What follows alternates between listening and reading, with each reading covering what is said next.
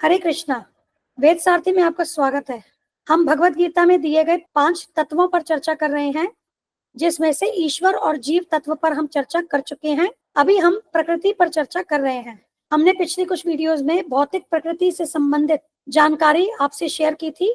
भौतिक प्रकृति क्या है, वह किन तत्वों से बनी है, ये भौतिक जगत क्या है, भौतिक जगत की रचना किस प्रकार से हुई, इत्यादि।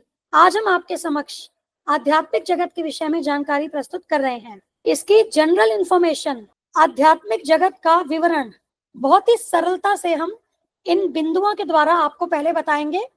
इसके बाद हम शास्त्रों से संदर्भ लेकर के और अधिक जानकारी आपके साथ शेयर करेंगे। तो यहाँ आप देखिए, आध्यात्मिक जगत भगवान श्री कृष्ण का धाम है और यह धाम स्वतः तेजमान है। इसको इंग्लिश में कहती है सेल्फ एफल्जेंट। यह धाम पूर्ण रूप से भगवान की आध्यात्मिक शक्ति से बना है।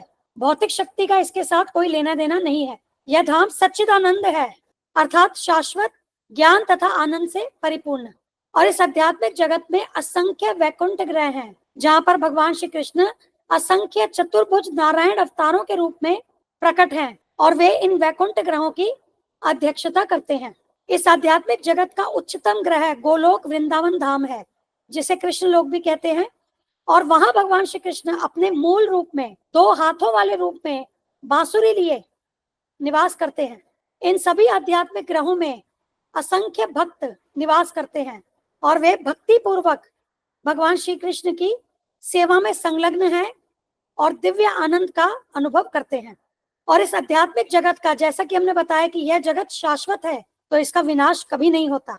जबकि भौतिक जगत, जो हमने पिछली वीडियो में बताया था, उसमें हमने बताया था कि भौतिक जगत का विनाश होता है, परंतु ये जो आध्यात्मिक जगत है ये शाश्वत है, ये विनष्ट नहीं होता। और जो भी जीव इस दिव्य धाम को प्राप्त कर लेता है वह कभी भी भौतिक जगत में पुनः लौटकर नहीं आता। आप इसको कैसे समझेंगे?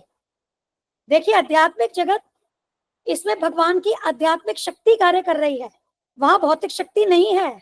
और हम जो इस भौतिक जगत में फंसे हैं वह कब फंसते हैं? जब हम भगवान की भौतिक शक्ति माया के अंतर्गत आ जाते हैं। परंतु आध्यात्मिक जगत में भौतिक शक्ति माया नहीं है, वहां तो आध्यात्मिक शक्ति योग माया कार्य करती है। और भौतिक जगत में जो भौतिक शक्ति कार्य करती है, माया शक्ति, उन्हें महामाया कहते हैं। तो यह जो महामाया है यह आध्यात्मिक जगत में कार्य नहीं करती।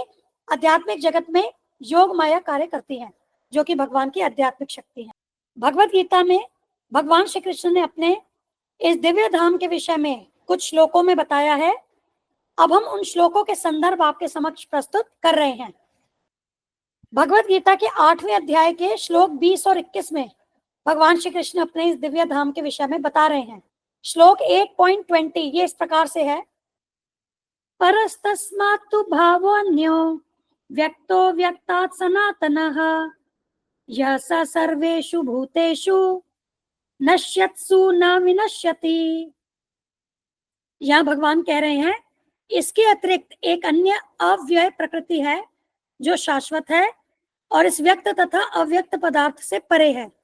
यह परा, श्रेष्ठ और कभी न नाश होने वाली है।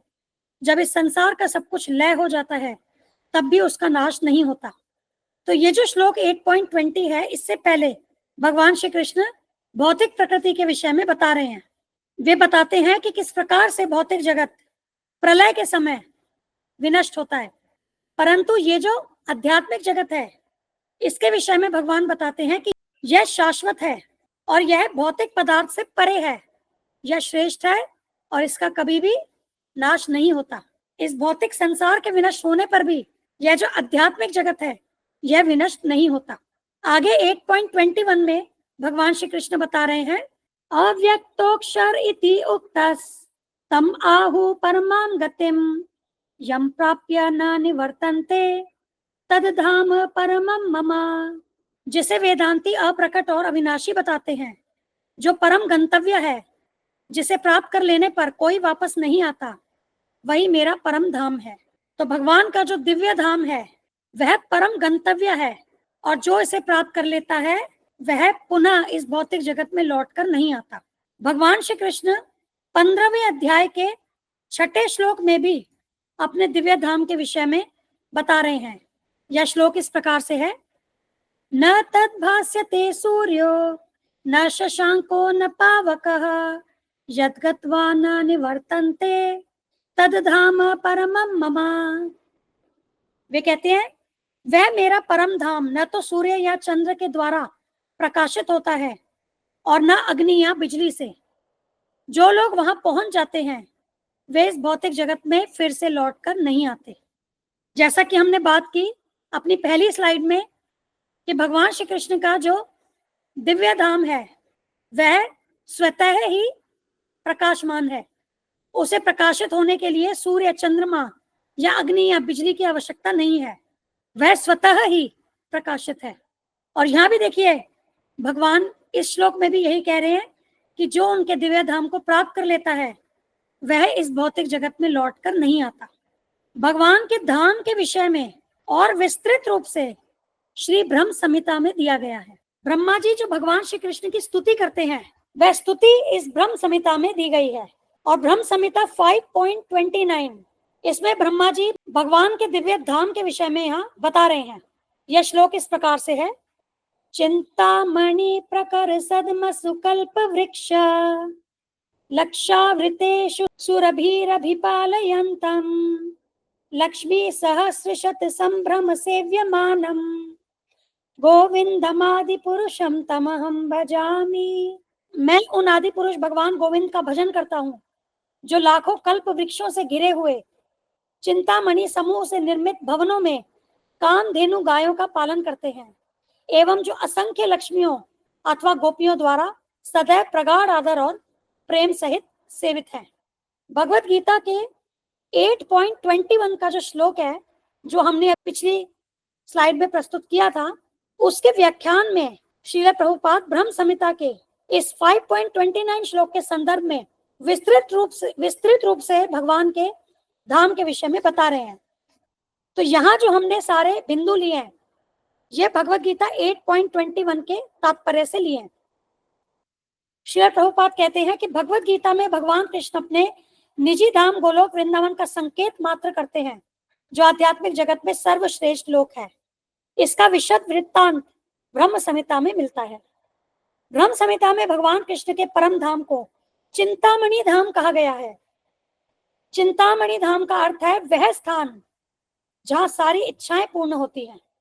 भगवान कृष्ण का परम धाम गोलोक वृंदावन कहलाता है। गोलोक क्योंकि वह गायों का लोक है। भगवान कृष्ण वहां ग्वाले के रूप में गैया चराते हैं। वृंदावन अर्थात वृंदा देवी का वन, तुलसी महारानी का वन। तो यह धाम गोलोक वृंदावन कहलाता है और वह पारसमणि से निर्मित प्रासादों अर्थात महलों से युक्त है। जिस प्रकार से यहाँ हम भौतिक जगत में देखते हैं यहाँ जो मकान होते हैं वे मिट्टी से या लकड़ी से विभिन्न धातुओं से बनते हैं। उसी प्रकार से जो गोलोक वृंदावन धाम है वहां पर सारे महल, सारे मकान पारसमणि से बने हैं जिसे इंग्लिश में कहते हैं टच स्टोन। और यह मणि बहुत ही दुर्लभ है।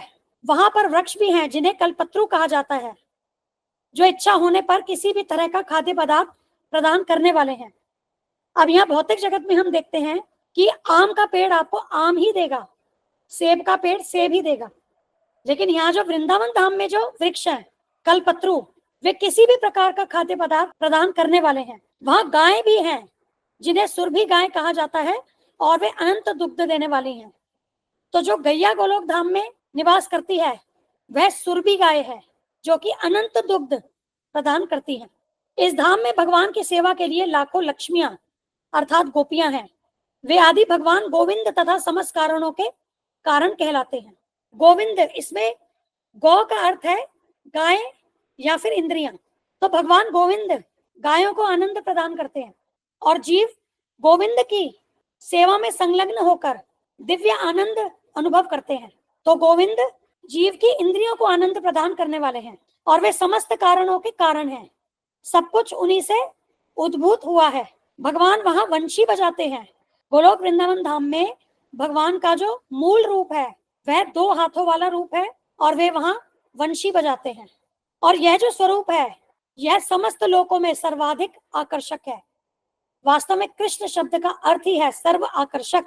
तो भगवान का ये जो रूप जिसमें वे बांसुरी बजा रहे हैं, यह सभी लोकों में सर्वाधिक आकर्षक रूप है। उनके नेत्र कमल दलों के समान है और उनके शरीर का वर्ण मेघों के वर्ण के समान है। वे इतने रूपवान है कि उनका सौंदर्य हजारों कामदेवों को भी मात कर देता है। वे पीले वस्त्र धारण करते हैं, गले में माला धारण करते हैं और अपने केशों में मोर पंख लगाते हैं। तो भगवान के रूप का वर्णन भी श्री ब्रह्म संहिता में दिया है।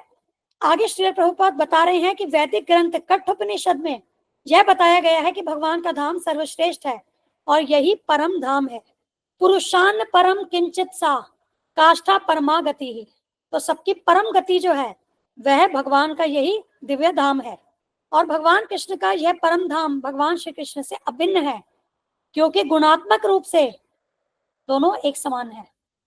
और जब भगवान ने इस धरा धाम पर अपनी लीला प्रकट की थी, तो गोलोक वृंदावन की प्रतिकृति भारत में दिल्ली से 90 मील दक्षिण पूर्व पर स्थित है। और इसी व्रज भूमि में भगवान इस धरती पर प्रकट हुए थे। और यह भूमि जो वृंदावन कहलाती है, जो भारत के मथुरा जिले में है, यहाँ भगवान ने अपनी लीलाएं की थी। तो ये तो जानकारी हुई आध्यात्मिक जगत से संबंधित। अब हमने ये जाना कि आध्यात्मिक जगत का तो कभी नाश नहीं होता, परंतु प्रलय के समय भौतिक जगत का विनाश होता है।